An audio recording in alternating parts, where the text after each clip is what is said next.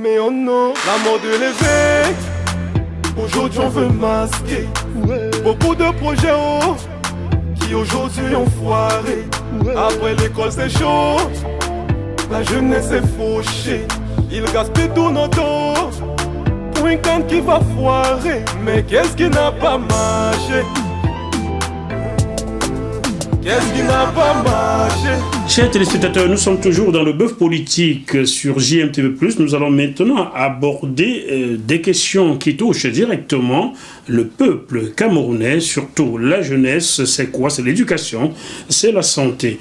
Professeur, nous parlions de l'indice de développement humain en Afrique centrale et cet indice a place au Cameroun en 5e position. Pouvez-vous nous expliquer cela pour les nuls? Car je ne sais pas tout et celui qui nous regarde n'en sait rien déjà. Alors, l'indice de développement humain, c'est une somme de composantes qui permet à tous les États d'être comparés de la même façon. Donc, le PNUD, le Programme des Nations Unies pour le développement, a donc imaginé un certain nombre de critères, un score qui permettrait de dire que tel pays est bien gouverné, tel autre ne l'est pas. Et il y a 3 composantes essentielles qui définissent donc cet indice. C'est la composante économique, parce que bon, l'économie c'est important pour un pays. C'est la composante éducation, parce que si on n'est pas éduqué, on ne peut pas avoir une bonne économie, on ne peut pas se développer. Et la santé, parce que si on n'est pas en bonne santé, on ne peut pas travailler. Ça va de soi, on ne peut pas apporter, créer des richesses. Donc ça, c'est les 3 composantes essentielles. Après, le PNUD a évolué dans sa réflexion, et puis il y a eu d'autres critères qui se sont ajoutés, parmi lesquels il y a un 4e critère qui est vraiment aussi important, qui est donc l'ajustement aux inégalités. Parce que bon, tous les pays n'ont pas la même performance en termes de respect des droits et autres, de l'accès aux soins. Donc il y a des inégalités ici, là, moins là-bas. Bon, on sait par exemple que les pays scandinaves ont une certaine avance en termes d'égalité de chance. La Scandinavie, il faut expliquer à ceux qui n'y ont jamais été la Scandinavie, ce sont les pays où on voit la Suède, la Norvège, donc l'Europe du Nord. Le Danemark. L'Europe du Nord, le Danemark. Ouais. Bon, ils ont eu une avance sur nous qui sommes dans le sud de l'Europe, en Europe de l'Ouest, la France, l'Espagne et consorts. Voilà. Alors, donc, le critère économique essentiel qui est pris en compte, c'est le produit intérieur brut. Le PIB. Le PIB. L'éducation, c'est le nombre de personnes scolarisées après l'âge de 15 ans. Dans un pays, combien de personnes de plus de 15 ans qui continuent à aller à l'école. Et quand on dit l'école, après aussi on va un peu affiner en disant la bonne école ou alors cette école qu'on nous a montré, parce qu'il y a... Oui, pour faire bien. Il y a une vidéo qui est passée. L'école maternelle en Colo de la Yaoundé. Voilà, Yaoundé. Voilà, bon, parce que... C'est sujet un petit peu plus... Voilà, regardez si vous n'avez pas... Parce que vous savez que quand on est malin, mais dans le mauvais sens du terme, un homme politique malin, on va balancer des chiffres aux gens, donc la politique des chiffres. On a tel nombre d'universités, tel nombre d'écoles, et ainsi de suite. Mais quand on va sur le terrain, voilà, l'école ressemble à une porcherie. Donc, il y a ce critère-là, et il y a donc le critère santé. Dans le critère santé, il y a plusieurs composantes, mais le critère le plus important, c'est l'espérance de vie. Voilà, quelle est l'espérance de vie dans un pays? Voilà. Puisqu'on sait que l'espérance de vie est corrélée à la qualité des soins apportés. Après, la mortalité maternelle, infantile et autres, tout ça entre en compte. Alors, quand on prend tous ces critères-là, on les jumelle et on voit donc qui est mieux gouverné et qui ne l'est pas. Où est-ce que les gens ont une meilleure qualité de vie, un certain bien-être. Parce que vous ne pouvez pas avoir le bien-être si vous êtes malade, vous ne pouvez pas vous soigner. Si vous ne pouvez pas aller à l'école. Si à l'école, on se rend compte que bon, pour que votre enfant ait les meilleures chances de réussite scolaire, il faut qu'il soit dans une école privée. L'école privée, ça coûte cher. Vous savez, quand on était gamin, nous, il fallait être dans l'école publique. Il fallait être dans l'école publique. On a renversé les codes. Vous voyez, c'est de ça qu'il s'agit. Donc, quand on prend tout ça, on se rend compte que le Cameroun, sur 187 pays qui ont été poulés, le Cameroun est 153e. Sur 187 pays, le Cameroun est 153e. Oui. D'accord, ça veut dire que vers la sortie, quoi, vers la fin. Voilà. Et en Afrique centrale, le Cameroun, le Gabon, le Congo, Brazzaville, Congo RDC. Oui, la RCA. RCA. Et le Guinée équatoriale. Guinée équatoriale, oui, c'est facile. Sao Tomé et Principe. Le Tchad. Sao Tomé et Principe et le Tchad. Et dans ces 8 pays cités là, le Cameroun a eu en 5e position. Alors, le pays où il y a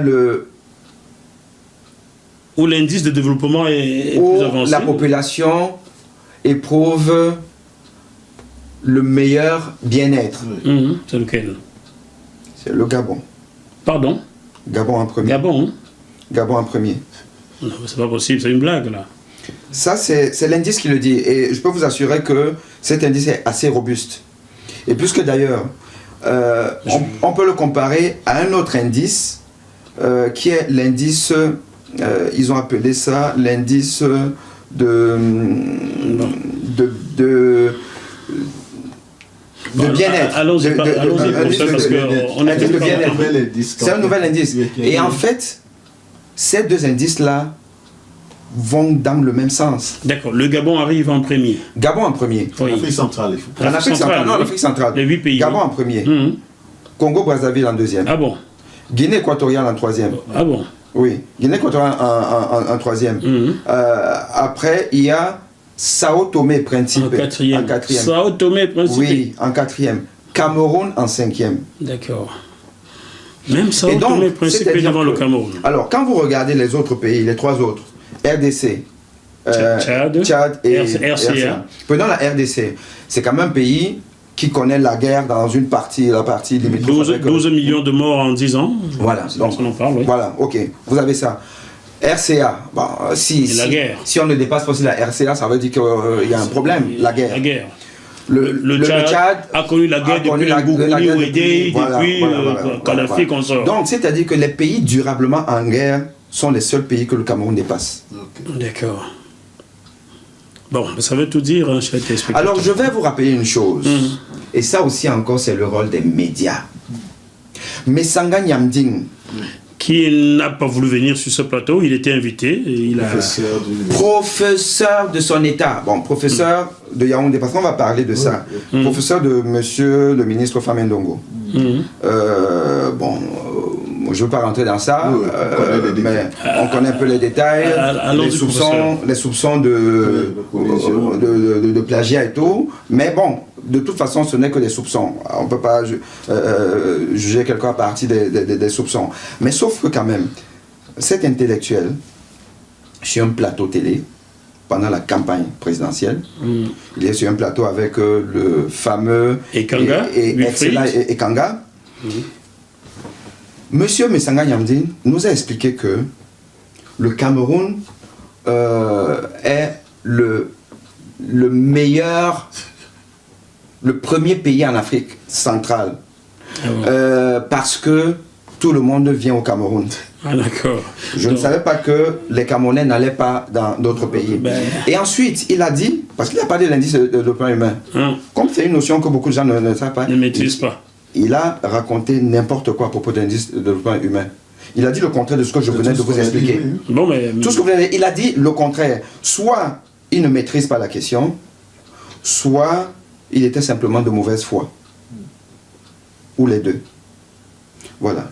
Et le journaliste ne l'a pas repris. Bon, peut-être que le journaliste ne le maîtrisait pas. Nous ne savons pas souvent tout. Mais sauf que... Même quand il maîtrise, il peut relancer. Sauf que justement, ce que je dis, le devoir d'un journaliste, il faut avoir une curiosité intellectuelle qui fait que quand vous apprenez quelque chose qui est nouvelle pour vous, vous posez la question. Mais vous repartez après. Ayez l'humilité de demander vous repartez après, vous plongez dans l'histoire et puis il y a un droit de répondre. Vous pouvez revenir puisque c'est vous qui avez les médias. Vous pouvez refaire un débat. Professeur, il faut avoir l'honnêteté de dire le journaliste ne sait pas tout et vous dit mais qu'est-ce que cela signifie? Tout à fait. Voilà. Je vous ai posé la question, pourtant j'ai lu avant, mais je vous demande car le journaliste représente ceux qui savent et ceux qui ne savent pas. Voilà, tout simplement. Alors, professeur, aujourd'hui, au vu de tout cela, quel avenir voyez-vous au Cameroun? Au vu de tout ce que vous nous expliquez. Vous savez, au Cameroun, il ne faut surtout pas être malade. Parce que quand vous êtes malade et que vous êtes sérieusement malade, vous vous retrouvez dans un hôpital camerounais. Quand je dis un hôpital camerounais, je parle de tous les hôpitaux camerounais. Je parle des hôpitaux universitaires. Comme les CHU. Je parle de l'hôpital Akintini de Douala. Je parle de l'hôpital général de Douala. Je parle de ces hôpitaux-là parce que je suis enseignant à l'université de Douala, la faculté de médecine.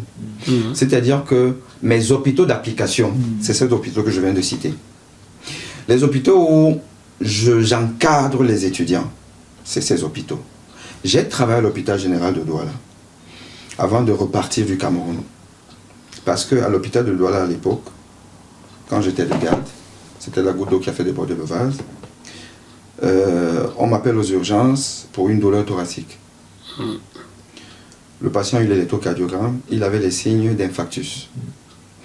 Le médicament incontournable pour soigner une crise angineuse, et peut-être le médicament le moins cher de la planète, s'appelle l'aspirine. L'aspirine. L'aspirine. Aspirine nourrisson. Aspégique cardégique. Je ne sais même pas si ça coûte 50 francs CFA. Quand vous arrivez à l'hôpital général, vous payez une caution. Et c'est dans cette caution-là qu'on doit vous soigner. Parce que l'hôpital a une pharmacie. Et ces médicaments doivent se trouver à la pharmacie. Mais sauf qu'il n'y a jamais de médicaments à la pharmacie de l'hôpital général de Douala. Et c'est général au Cameroun. Conséquence. Hôpital général, hôpital de référence. Et conséquence. Et donc, conséquence, ce monsieur-là, je n'ai pas pu lui administrer l'aspirine. Il fallait faire une ordonnance pour que sa famille, qui venait de laisser une caution conséquente, qu'on ne vous rembourse pas, doit se débrouiller pour partir dans une pharmacie de la ville, acheter le médicament pour... Et ça, je ne vous parle de l'aspirine, je ne vous parle pas des autres drogues nécessaires pour soigner un infarctus. Pour stabiliser au moins, oui. Voilà. Effectivement, le patient est décédé. Manque d'aspirine. On est à l'hôpital de référence. Un hôpital qui apprend aux étudiants ce que c'est que la médecine, comment devenir médecin. Oui. Et ça, c'était avant la création de la faculté de médecine de Douala. On était dans les années 2005. Et j'ai failli rentrer en dépression. J'ai pris mes clics et mes claques. Je suis revenu. Vous êtes revenu en France. Vous exerciez déjà en France et vous avez voulu retourner au Cameroun. Oui, parce que quand je pars du Cameroun pour faire mes études médicales à l'étranger, il fallait que mon parcours, j'ai commencé par... j'avais une bourse du gouvernement pour aller faire mes études en Russie, à Saint-Pétersbourg. J'ai fait ma médecine générale et puis je suis venu faire ma spécialité en France. Et j'ai fini, mais j'avais toujours eu le projet de rentrer au Cameroun et exercer. L'amour du pays. Voilà, je suis rentré au Cameroun, recruté comme enseignant à Yaoundé.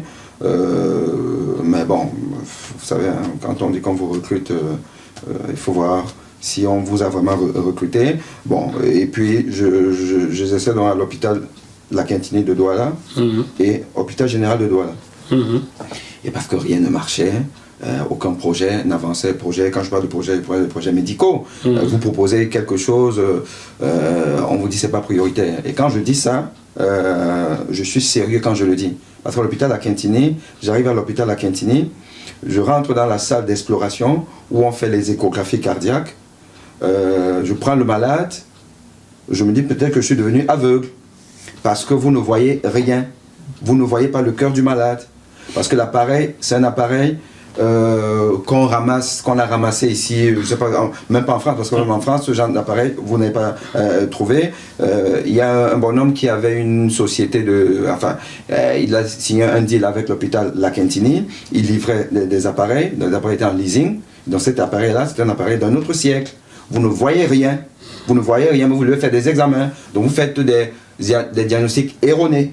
Voilà. Et donc je vais voir le directeur de la Quintini. Monsieur Fritz Tonnet à l'époque. Je vais le voir. C'était bien lui, hein? Je vais le voir. Vous m'avez compris. Je lui dis, docteur, ce n'est pas possible. Moi, je viens de France, j'ai mes connexions là-bas. On peut acquérir un appareil matériel constant. Oui. On me dit, ce n'est pas prioritaire. Oh là là, c'est pas possible.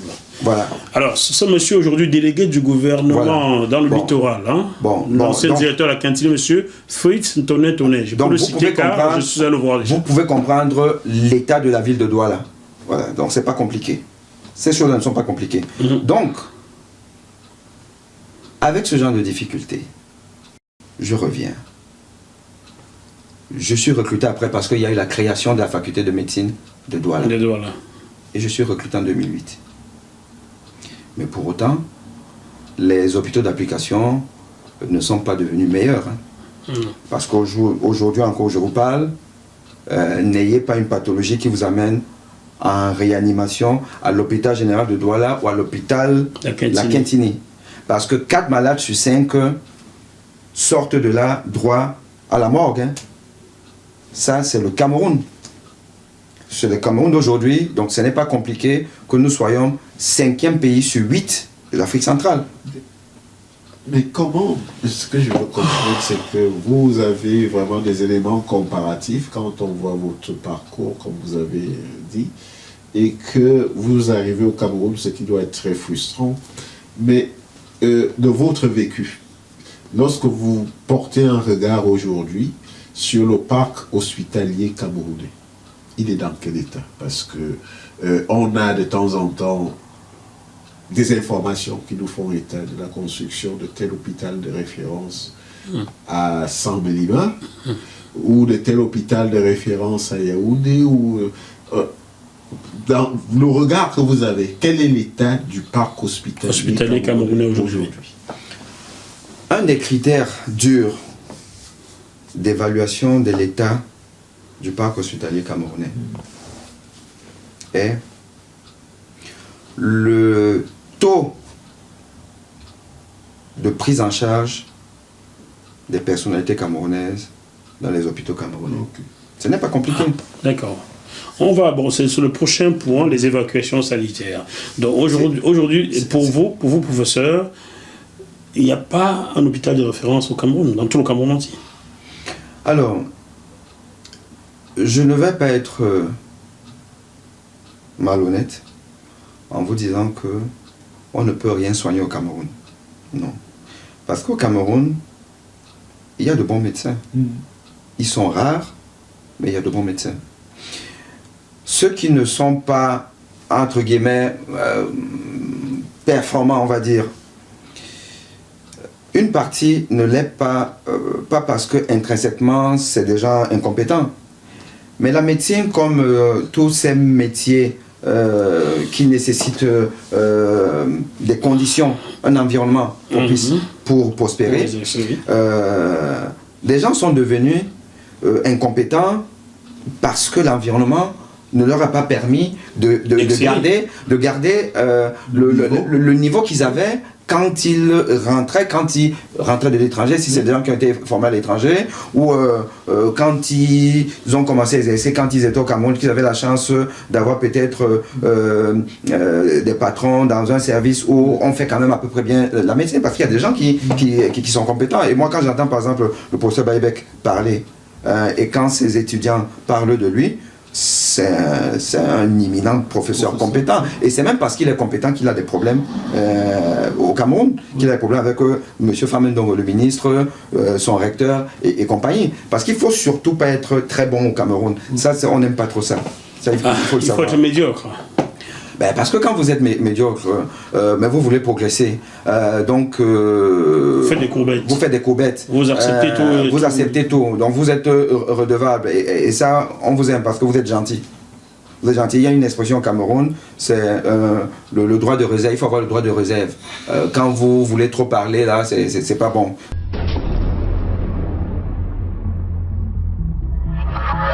Ce programme vous est proposé par Deviseo Fret, spécialiste du transport international Afrique, Dom-Tom, Océan Indien. Retrouvez-nous sur www.deviseo-fret.com. Téléphone +33 139 85 14 23. Il y a un autre phénomène aussi parce qu'on a des familles au Cameroun. Souvent, quand ils veulent se soigner, ils font appel à nous. Donc, qui signalent souvent qu'à défaut de se soigner dans des hôpitaux dits de référence, ils vont vers des cliniques qui sont tenues par des professeurs ou des docteurs qui étaient supposés être dans ces hôpitaux de référence et qui ont été obligés parfois d'ouvrir des cliniques ou des... Est-ce que vous connaissez ce phénomène-là et qu'est-ce qui peut expliquer ce phénomène si ce n'est ce que je vous dis ou il y a d'autres raisons liées à la frustration de ne pas pouvoir avoir... c'est la paupérisation de la société. Oui. C'est-à-dire que quelle que soit la société, ça ce n'est pas propre à la médecine, hein, ou bien, voilà, quel que soit le domaine, je pense que le système de gouvernance essaie de maintenir des gens dans des situations de précarité qui font que soit vous n'avez pas trop le choix, vous mettez à voler et tout, ou alors vous avez le choix, par exemple pour le médecin, vous allez ouvrir votre clinique, vous ouvrez votre clinique mais avec vos propres moyens, parce que aussi le financement des projets au Cameroun, ça on est dans la politique bancaire et tout, et c'est compliqué. Très compliqué. Je vous donne un exemple simple. Pas. Moi quand je rentre au Cameroun avec ma voiture, je me dis bon au bout de 2 ans je vais peut-être la changer, mais sauf que l'état des routes au Cameroun a anticipé le projet de changement de mon véhicule. Bon maintenant je suis cardiologue à l'hôpital général de Douala. Bon, je fais des piges dans des cliniques et tout, je vais voir mon banquier et tout, il se moque de moi. Je me suis énervé presque. Il dit, mais docteur, vos revenus officiels, parce que bon, même si vous faites des trucs là-bas, tout ça c'est informel, voilà. Mais dans votre revenu officiel, ne me permet pas de vous donner un crédit pour acheter une banque. Alors que, bon, écoutez, cardiologue en France, vous allez voir le banquier, c'est lui qui court. Après vous, non? Mais de manière pratique, pour revenir à ce que je vous dis, c'est que la personne, si elle veut, vous êtes cardiologue, si elle veut faire des examens poussés, je prends un exemple, si elle veut faire des examens poussés, elle ne va pas à l'hôpital. Elle va plutôt dans une clinique. Elle va plutôt dans une clinique.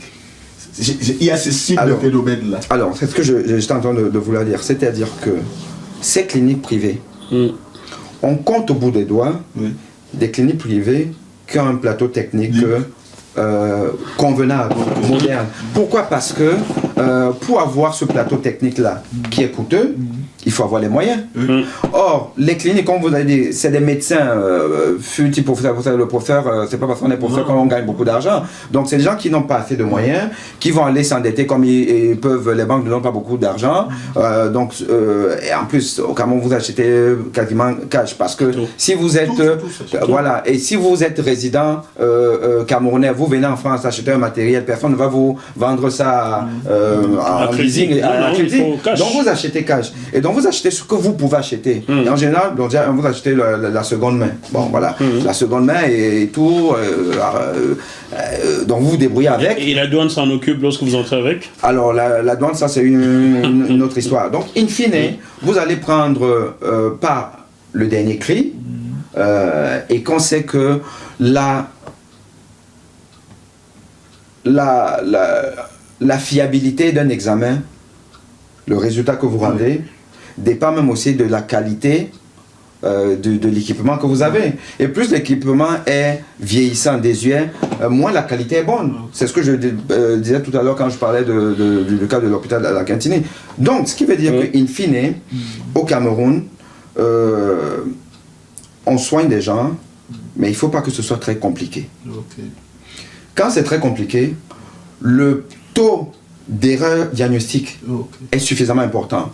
Et nous qui sommes, enfin moi qui travaille aussi en France, qui voit les gens arriver, qui voit les confrères envoyer des malades avec des dossiers, le nombre de fois où on regresse le diagnostic initial, il est suffisamment important pour inquiéter. À quel pourcentage, professeur? Bon, on n'a pas fait une étude, vous ne corrigez pas tout, mais de manière grossière comme ça, là, j'ai envie de dire que au moins 40% des diagnostics ne sont pas bons. Et puis en médecine, en sciences, 40%, je peux vous assurer que... Ça doit être frustrant. Frustrant, vous savez, je crois que la frustration est un sentiment qui nous habite au Cameroun depuis déjà beaucoup d'années. Parce que j'ai le souvenir là, ce sont des années 90, hein. Je vais vous parler des années 90. J'ai parlé tout à l'heure d'un de mes parents qui s'occupait de l'hôpital de la CNPS à Essos. À Essos, oui. Mon père à l'époque s'occupait de ça, de la réfection, tout le remède moderne. Et il fallait faire la modernité et débaucher au maximum des spécialistes camerounais qui le voulaient. Parce que les Camerounais ont toujours l'envie, le besoin, l'amour du pays. C'est comme imagine. Il y avait un très grand spécialiste ici à Rimondor qui voulait rentrer au Cameroun. Il voulait y aller, mais il ne voulait pas y aller. C'était pas des questions de rémunération. C'était d'abord de s'assurer que l'hôpital où il va le minimum nécessaire pour lui permettre d'exercer. C'est là où vous vous rendez compte que même quand on a des moyens techniques, des moyens personnels, on peut avoir l'apport d'une banque, mais il faut quand même que la puissance publique, parce que l'argent que la CNPS à l'époque avait investi dans cet hôpital-là, c'est ça qui me fait encore rire aujourd'hui. Vous avez des pontes du régime qui y vont, c'est l'un des rares hôpitaux où ils vont aller quand ils viennent pas. C'est faire comprendre que le médecin a quand même, c'est pourquoi je parlais de frustration, ça doit être quelque chose de terrible de travailler dans un environnement avec les compétences que ça demande, sans avoir le minimum aujourd'hui pour un cardiologue comme vous. Si vous opérez à Douala, quel est l'hôpital où vous pouvez opérer de manière, pour en venir à ça, la dernière question sereine, et s'il y a de la sérénité là-dedans. Alors, je vais reprendre à propos de j'ai donné cet exemple de Douala. Mais le fait, je rebondis sur l'hôpital de la CNPS parce que j'ai un rapport particulier avec cet hôpital-là, qui est que l'année dernière, donc c'est récent, j'ai un oncle qui est décédé dedans. Et cet oncle-là, qui a fait un AVC, il en a fait 2, il a fait un premier, et on l'a transporté dans une clinique pour aller faire le scanner. Parce que le scanner de l'hôpital ne marche pas. Le luxe. Et ça, ce n'est pas une rareté au Cameroun, de savoir que le scanner d'un hôpital ne marche pas. C'est récurrent. Alors, donc, on l'a transporté là-bas, dans des conditions, je ne vous dis pas, donc il revient de là-bas et après son état s'aggrave. Est-ce que son transport sans oxygène ainsi de suite là n'a pas accentué la chose, accéléré les choses. Finalement il est décédé. Ça c'est l'hôpital où justement, comme vous dites, les grands du pays de Yaoundé, avant de prendre l'avion de partir, parfois de temps en temps ils ont besoin mais on n'est même pas capable, donc ne serait-ce que de manière égoïste d'équiper suffisamment cet hôpital-là. Vous voyez jusqu'où la méchanceté moi j'appelle ça de la méchanceté du noir, en fait, côtoie la bêtise. Côtoie la bêtise. Et à Douala, je termine. À Douala. Moi, je suis donc médecin enseignant, aujourd'hui agrégé de cardiologie. Mon hôpital s'appelle l'hôpital du district de Bonassama. Donc, j'apprends la cardiologie aux futurs médecins. Mais dans mon hôpital, il n'y a que l'électrocardiogramme. En sachant que pour la prise en charge, on va dire simple, des malades cardiaques, je vais vous citer rapidement comme ça là. Électrocardiogramme, c'est le B.A.B.A. Le basique. Électrocardiogramme, échographie cardiaque, épreuve d'effort, holter ECG, holter tensionnel. il faut au moins ces 5-là. Sur les 5, un agrégé de cardiologie dans un hôpital qui n'a que le basique. Voilà, c'est ça le Cameroun. Ça veut dire que vous ne pouvez pas normalement exercer. Donc on peut comprendre que M. Mamafouda, ministre de son État, voilà, a soigné sa main en Suisse, en expliquant que, ben, vous savez, en chirurgie, il y a des sous-spécialités et que la sous-spécialité de la main, il n'y a pas au Cameroun. Or, le Cameroun, il suffit qu'ils mettent sur pied, enfin, qu'ils créent un hôpital de référence. Il dit à tous les Camerounais qui se trouvent dans le monde entier, parce que Dieu sait que des compétences on en a partout, qu'il y a des conditions, venez travailler. Il y a des gens qui viendraient pour 3 fois moins de salaire que ce qu'ils gagnent. Et ils sont nombreux. Je vous le confirme, car les associations de médecins, certains sont passés sur ce plateau. Même pour se faire accepter par l'ordre des médecins au Cameroun, c'est encore un combat. Pourtant, ils veulent rentrer, donner à leur pays. Bon, avec ça, on va nous dire que c'est l'opposition qui tue le Cameroun. Voilà, et on va les emprisonner. Une frustration, professeur, qui est surtout celle du peuple, mais parfois celle des familles de ces pontes-là. Quand il faut les évacuer, même si c'est toujours sur les deniers publics, lorsqu'il faut les évacuer pour les faire soigner, sont encore les familles qui souffrent, c'est encore les comptes publics qui souffrent. Vous avez pondu un article tout récemment que j'ai diffusé sur JMTV Plus News qui évoquait donc ces évacuations sanitaires.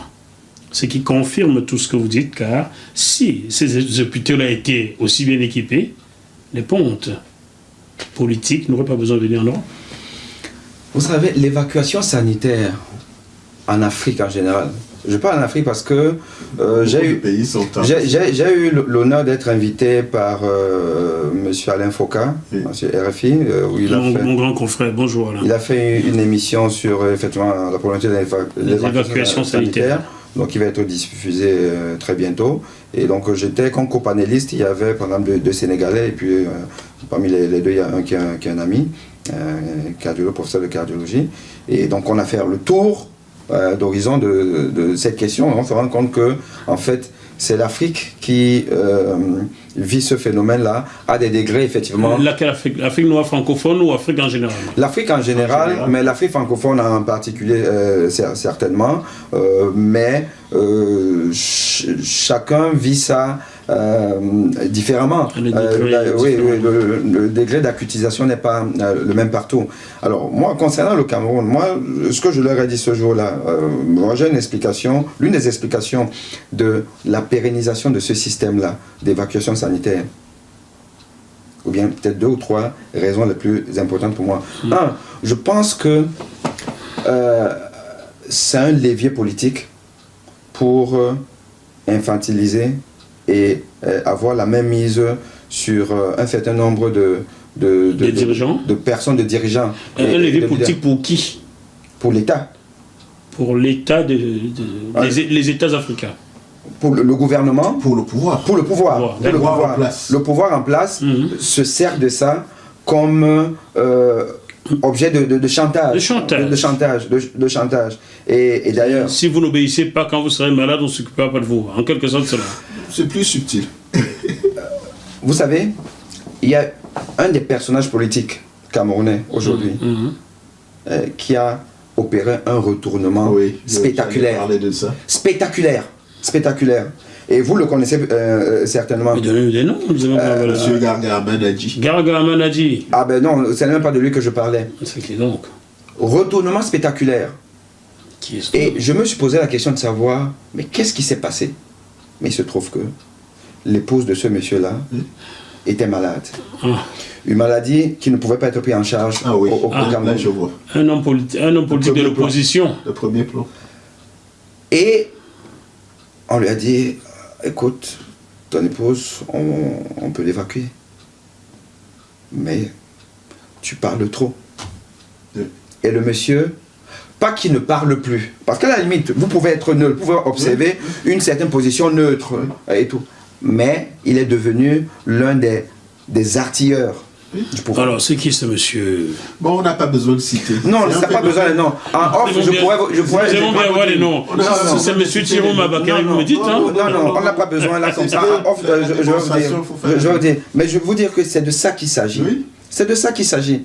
Parce que, donc, il est important pour le pouvoir de maintenir le peuple camerounais dans un état sanitaire végétatif. Et ceux qui ont besoin des soins, on regarde, c'est quoi son dossier? C'est un maître de l'opposition, il peut toujours crever. Est-ce que c'est un maître de l'opposition, mais qui nous est utile? Alors, on lui dit ce qu'il doit faire et on l'évacue. La responsable, ou du moins l'une des responsables du service d'évacuation du ministère de la Santé, a une bonne connaissance. Ne dites pas son nom, elle va perdre son poste. Non, elle peut même pas, parce que là, je vais faire sa publicité. Ah, Je vais faire sa publicité. Elle va devenir peut-être directrice. Parce oui. qu'en fait, il se trouve que pour l'émission de RFI, j'avais besoin de certaines informations, parmi lesquelles savoir quel est le nombre d'évacuations annuelles, et notamment par exemple sur l'année 2017 et 2018, et l'enveloppe budgétaire dédiée à ça. Mais, monsieur Mwafo, normalement, c'est de l'information qui doit être officielle. Oh, oui, normalement, oui. Normalement, ça doit être officiel. Oui, normalement, seulement normalement. Voilà. Alors, quand vous demandez ça naturellement, parce que bon, vous connaissez la personne, vous demandez naturellement, ça devient un problème. C'est pour publier ça dans quel journal? Ah, d'accord. Et quand vous dites non, moi je ne suis pas un écrivain, je ne suis pas, directeur d'un journal et tout, on insiste en vous disant, tu veux publier ça où? Et quand vous insistez en disant que non, je ne veux pas publier tout, de toute façon, ton parti, je ne vais jamais adhérer à ton parti. Moi, je n'ai pas un parti. Ah bon? Ouais. D'accord. Et ça s'est mal terminé entre la personne et moi, simplement parce que je demande une information qui devait être officielle, publique. Voilà. Donc, et je sais ce qui se passe. En réalité, je sais ce qui se passe. C'était le nom. Dans ce secteur-là. Je sais quelle est la fréquentation des hôpitaux du monde. Quand je parle de vous savez qu'aujourd'hui il y a de nouvelles destinations. Hein. Avant c'était classiquement la France, la Suisse, et ainsi de suite. Là. Après il y a eu l'Afrique du Sud. Bon, l'Afrique du Sud est un peu passée de mode. Il y a maintenant l'Inde, la Tunisie, machin, truc et tout. Et donc, ces hôpitaux-là, qui font des pieds et des mains pour avoir le contrat avec l'État camerounais pour que les évacuations se passent là-bas, vous pouvez imaginer en fait quelle est la contrepartie. Donc, c'est un business. C'est un business parce que certains hommes politiques même qui bénéficient de ces évacuations, non seulement c'est l'argent du contribuable, ils viennent ici, se font soigner, mais en plus, quand ils retournent, avec des factures qu'ils exigent ici là, ils vont demander qu'on leur rembourse. Pardon? L'État paye 2 fois. 2 fois. Oh, joli. Et il y a d'autres cas, et ça je l'ai aussi appris là, il y a d'autres qui estiment qu'ils ont un budget annuel pour leurs soins à l'étranger. Donc ils vont dans les caisses du trésor demander qu'on leur donne cet argent. Et on le leur donne? Mais ne donnez donc pas. Ne donnez donc pas. Si vous voulez avoir gardé votre poste. Non, c'est un business, l'évacuation sanitaire. Et c'est l'une des gangrènes. Parce que je vous donne un chiffre, juste pour vous édifier. Une évacuation sanitaire, un malade qui est pris au Cameroun, qui est amené en France pour être soigné, ça va demander quoi? Ça va demander qu'on mobilise l'avion sanitaire. Donc, de bout en bout, vous avez pour 20 millions de francs CFA. Quand c'est une évacuation, allez, on va dire classique, durée moyenne d'hospitalisation, 7 jours, ainsi de suite là. Mais quand on rentre dans des choses un peu plus compliquées, réanimation, machin, opération, vous voyez, ça peut aller très loin. Ça peut atteindre 50 millions facile. Or, 20 millions de francs CFA, vous savez combien de gens ça soigne au Cameroun? Je vais vous dire. 1600 personnes. Pourquoi? Parce que D'après les données de l'OMS et tous les autres organismes qui monitorent la santé publique dans les pays, les États africains de l'Afrique subsaharienne qui ne respectent pas les accords d'Abuja de 2001, qui stipulait que chaque État devrait consacrer 15% de son budget à la santé. Le Cameroun est à 4,1% au lieu de 15%. 4,1% au lieu de 15%. Au lieu de 15%. Ça nous ramène en fait à moins de $20 par habitant par an. De soins. $20. $20, ça représente quoi, Joël? 12 000 francs CFA? Je sais pas. Moi, c'est dans cette fourchette. C'est dans cette fourchette. 20 euros. Plus $20, c'est un peu dans les 18-19 euros. Donc, même si on prend 20 euros, prenons 20 euros. 20 euros, c'est 13 500. Voilà. Donc, $20, c'est 12 000 francs CFA. Voilà. Alors, donc, 20 millions, vous divisez ça par 12 500, ça vous ramène à peu près à 1600 personnes. C'est-à-dire qu'une évacuation sanitaire faite par le gouvernement camerounais d'un ponte pourrait soigner 1600 Camerounais. Mais sauf que, comme les Camerounais se soignent, parce qu'avec $20, on ne peut pas bien se soigner. Imaginons simplement qu'on double l'enveloppe du soin basique, du soin basique à $40. Oui. Parce que vous savez que quand vous doublez le prix d'une prestation, vous augmentez significativement la qualité de la prestation. Ok? Donc, si on se dit, même si le Cameroun se dit que bon, on va améliorer, on va doubler la qualité de la prestation des Camerounais. Oui. Donc, une évacuation soignerait 800 personnes. Au minimum. Multiplié par le nombre d'évacuations, on soignerait tous les Camerounais décemment. Est-ce que vous avez une idée du nombre, juste une idée du nombre d'évacuations sanitaires par an au Cameroun? Alors bon, une fois de plus, ça c'est encore un domaine très opaque. Là, je vais donner un exemple. Oui. Mais si on prend les données qu'on recoupe de ci et là, dans les hôpitaux parisiens, voilà, on est à peu près à 300 évacuations. 300 évacuations par an. Les chiffres que vous connaissez à partir des hôpitaux de Paris. Oui. Et ceux qui viennent en France. Parce que là, vous devez ajouter ceux qui vont en Inde, ainsi de suite. En Tunisie. Parce qu'en fait, le coût est moindre, c'est sûr. Mais sauf que le coût est moindre, et ça, en fait, multiplier le nombre. Eh ben, croyez-moi que le coût moindre, quand on va en Afrique du Sud, le rand sud-africain est 4 fois la monnaie camerounaise. Il faut multiplier pas trop par 4, hein, je crois. Hein. Donc, prenons bien seulement les 300 là. 300 multiplié par 20 millions. Et on a dit 20 millions parce que ça c'est le minimum, hein. Je veux pas le minimum, mais comme ça part de 20 millions à 50 millions, si on prend la moyenne, disons 30 millions. 30 millions par évacuation multiplié par 300 évacuations. Vous voyez combien de Camerounais on aurait soigné en doublant en fait l'enveloppe. Mais c'est ça aussi un effet pervers que je constate de temps en temps, parce que j'ai affaire, je m'occupe aussi de temps en temps de migrants camerounais, et donc camerounais, surtout camerounais, j'ai constaté ça chez les Camerounais. Ils ont une approche très, je dirais, financière de la santé, du service de santé. C'est-à-dire que quand vous lui dites que vous êtes en France, vous pouvez vous soigner. Même en étant en situation irrégulière, vous pouvez avoir droit à l'AME et vous soigner de manière convenable. Ils ne comprennent pas. Ils ne comprennent pas.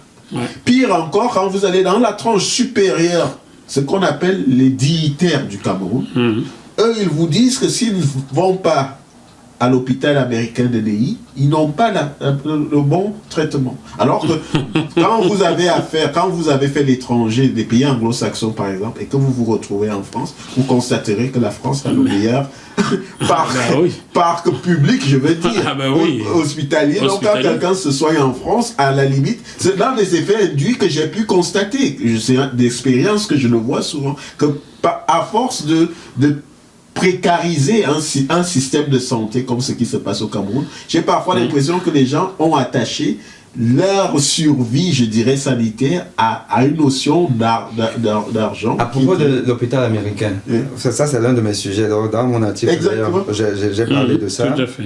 J'ai parlé de ça. L'hôpital américain, en fait, c'est l'hôpital des prévaricateurs Exactement. africains. Oui. Voilà. Et eux-mêmes vous le disent, ils sont très axés sur l'international. Et leurs principaux pourvoyeurs de patients, c'est l'Afrique. Oui. Or, le coût de la prise en charge à l'hôpital américain est le plus élevé de toute la France. De toute la France. Donc, le paradoxe, c'est ça. C'est-à-dire que les Africains sont les peuples les plus pauvres de la planète. Oui, mais c'est eux qui se soignent dans le centre le plus coûteux. Sans avoir l'assurance de que les soins soient les meilleurs. Non, même pas qu'il n'y a pas l'assurance. Enfin, bon, eux, ils ne le savent pas. Oui, ouais, eux, ils ne le savent pas. Mais l'hôpital américain, ce n'est surtout pas l'endroit où il faut aller si vous voulez vous soigner. Exactement, c'est ce que je voulais dire. Les Français ne se soignent pas là-bas. Ils ne se soignent pas là-bas. C'est ce que je disais. Moi, je connais mes confrères cardiologues qui sont de cet hôpital-là. C'est des bons cardiologues, mais sans plus. Sans plus. Sur une pathologie, sans plus. Sur une pathologie très grave, dont je ne cite pas le nom, je disais à une des personnes ou à des personnes, je dis, mais non, vous êtes à Paris, allez dans n'importe quel grand hôpital public parisien peut vous prendre en charge. Pas que mais vous savez que quand votre état s'aggrave, l'hôpital américain vous envoie maintenant dans les vrais hôpitaux. Hein, ah bon? Ah non, parce qu'il ne faut pas qu'ils aient un taux de mortalité important, parce que ça, c'est pas bon pour leur business à l'étranger. Oui. Oh là, mon Dieu. Bon, j'espère qu'ils vont comprendre. Chers téléspectateurs... Non, ils s'en foutent, c'est pas leur argent, c'est l'argent des contribuables. Donc, Camerounais.